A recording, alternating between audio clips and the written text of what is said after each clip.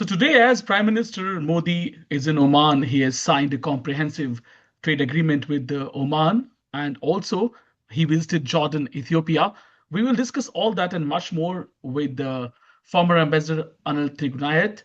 He has been an ambassador in Jordan as well. He is a distinguished fellow, Vivekananda International Foundation, and he is holding many other posts. So, thank you for joining Voice of India World, Ambassador. And let's begin Thank by you. talking about today's Oman agreement, trade agreement. How do you see this, and what is its significance? Well, thank you very much, Sumit, for having me on your channel. And Prime Minister Modi's visit, this three-country visit, is extremely important at a time in which we are wading through. It is West Asia and Africa. So this is a messaging to the world that our friends are West Asia and Africa. We are reinforcing our relationship and the ties with them. And that's what the basic idea in this, all the three important countries where Prime Minister visited. Now, today is the last leg of his visit to Oman.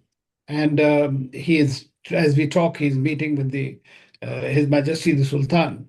And it is expected that the agreement that's going to be signed is called Comprehensive Economic Partnership Agreement. Now, you are aware that in 2022, we had signed the first agreement was with the UAE. And that agreement was signed in 88 days and with 880 pages for fastest concluded agreement. And that has already yielded great dividends. Nearly the trade is almost non-fossil fuel trade has increased about 100%. So that is something that's extremely important. But that's what these agreements tend to help provide you a preferential access in any market. And it is more important with these countries because they also have their own other trading arrangements with different countries preferential.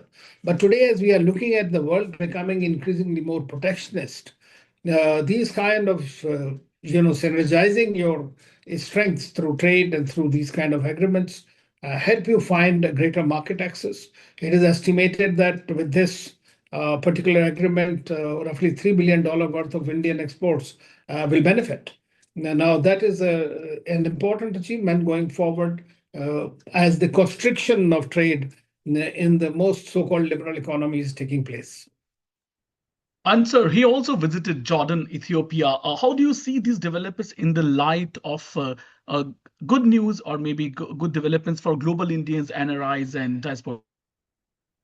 Well, we have a huge diaspora. I mean, Oman, we have about 700,000 Indians who have been there and contributing to the economic development of these countries. Also in Oman, it is our oldest strategic partner. It's our biggest maritime neighbor. I mean, one of the ports that thousands of years ago, when Indians were going for trading purposes, were using the Omani ports for the joining into the Silk Road. And same thing with, I would say, and they are also very important from our both food and energy security point of view. And we also, for them, equally investments. So with Oman, overall relationship is, I think, is on the upswing. And it'll go much more. A strategic partnership will become more comprehensive going forward with new areas that Prime Minister mentioned, especially in the technologies areas, AI and others. So this will move on. So diaspora definitely will tend to benefit from that because newer opportunities will arise and more people will be able to come. And this is also embedded in the SIPA, the mobility of the people. That is also being taken care of in that, although we have bilateral agreements with most of these countries. Coming to Ethiopia, Ethiopia is also a very important East African country from our perspective, the most ancient civilization, as you know about this thing. Tremendous respect. I think the kind of visuals that were coming about the visit of Prime Minister, they talk a very different story, which shows that how much people like him, how much the leadership liked him. Prime Minister was all the time taking him around here, there, including up to the seeing off. Now, that is very unusual, but that has been done. That shows the respect they have for India. Indian companies are investing there. They are very important in agriculture. We are looking at trilateral cooperation in Africa, along with Oman, UAE, and all other strategic partners. Jordan is also equally important in the region for the safety, security, stability, counterterrorism from all those perspectives. Besides, we have one of the largest investment both in Oman and in Jordan in the area of urea and phosphoric acid. They are our largest supplier. Jordanians are largest supplier of phosphates to India and potash as well. So, for our agriculture, for our security, for food security, they become increasingly important, and they are very important because of the location they have. Oman has a neutral kind of a foreign policy, tries to build bridges with all the countries very similar to us with dialogue, diplomacy, and peace. Jordan, on the other hand, is also a country that is virtually a bridge between Israel and the Saudis and the rest of the Arab countries. So they are very, very important countries in that sense, in a strategic sense. And I'm happy that the Prime Minister has visited these. Ambassador, one thing this year we had Operation Sindoor, and we have seen the Pakistan having closer ties with Saudi Arabia and certain Islamic nations coming in support, though subtly Turkey came quite openly. How do you see these overall new trade agreements in light of these developments also? Well, Pakistan has its own relationships. They have been very old relationships, and they are only in the context of Islam. Whereas India's relationship with these countries is on a very comprehensive manner. They all know and understand, and I hope they too should understand, that India is the second largest Muslim nation in the world. And we have had leaders with the top kind. So this is some messaging that needs to be more fortified with these countries. So our relationship is independent of Pakistan. But I would say that until about 2008-10, the relationship was more predicated on their relationship with Pakistan. That was our understanding. So it was not moving from transactional to strategic.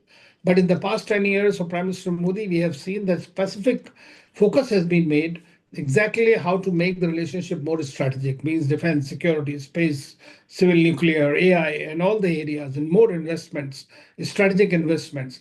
I mean, you could never imagine that we could have an oil block in any of these countries, let's say in UAE, but we got it 10% in there. So that's Indian OVL and other companies have got it.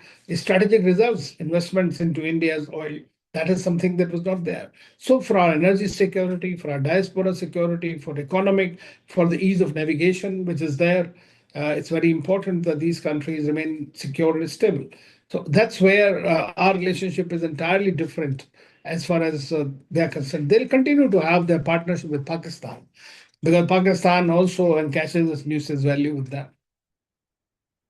Fine, Ambassador. One last question to you before I finish this short and sweet interview. How do you see this in the light of US and India trade and overall imbalance when it comes to geopolitics, when it comes to latest developments? Because US is clearly not been our favorite partner this year. Well, Sumit, I'm very, happy that what US did has done it because it has woken us up out of the stupor that we were there, that somehow we could thoroughly depend on the United States and get going. Now, that's a good thing that has happened for us. And that's precisely why India has doubled up on diversification for with the old partners and the friends, strengthening the partnerships and the understandings and finding new partners and new friends. That is the reason that India's trade continued to increase despite the US sanctions. So that is something that we'll have to grant this government that this is precisely the path that one needs to take, especially when we subscribe to strategic autonomy as part of our DNA. And thank you, Ambassador, for this short and sweet interview, for this brief chat about the India-Oman FTA. Well, today, a historic day, and these overall trips have been quite historic as well. Keep on coming back to you. Thank you for talking to VOA World. Thank you. Thank you very much.